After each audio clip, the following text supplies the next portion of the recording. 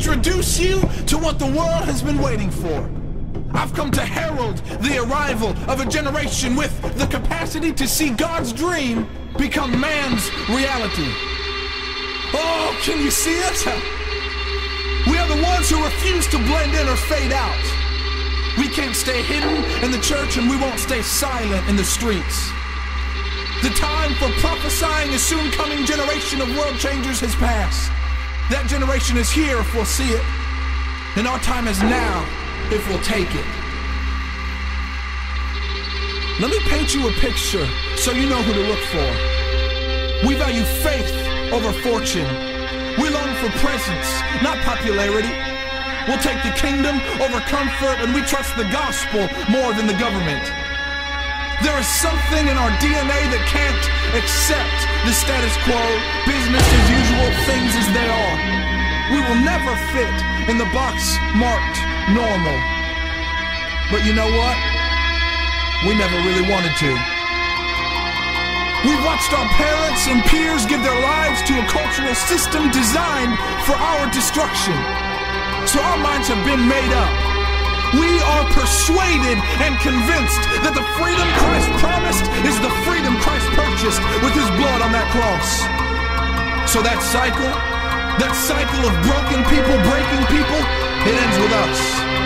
With suicide, depression, sexual dysfunction, and substance addiction beckoning and threatening the destiny inside us that cries to be realized, we say no to moral degeneration.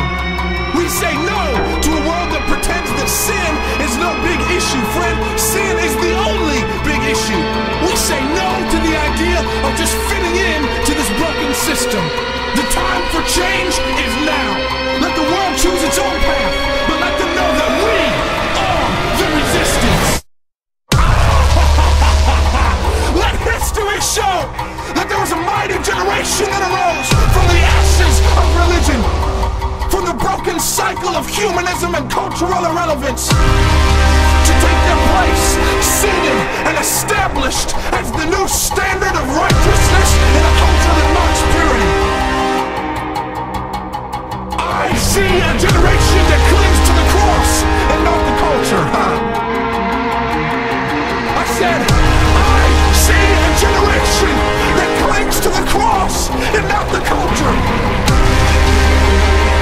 The world is experiencing the revealing of a counterculture, a revolution of men and women with fire in their eyes and hope in their hearts, a peculiar people who love the hurting and proclaim the kingdom without consideration of the cost they might incur. We are social terrorists, shaking the foundations of the kingdom of darkness with radical consecration, public proclamation, and urgent intercession.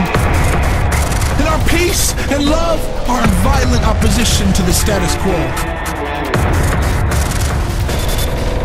We should not, cannot, will not live another day in complacency. We are the leaders of a remnant, the keepers of the flame, the preservers of the seed, and the protectors of tomorrow.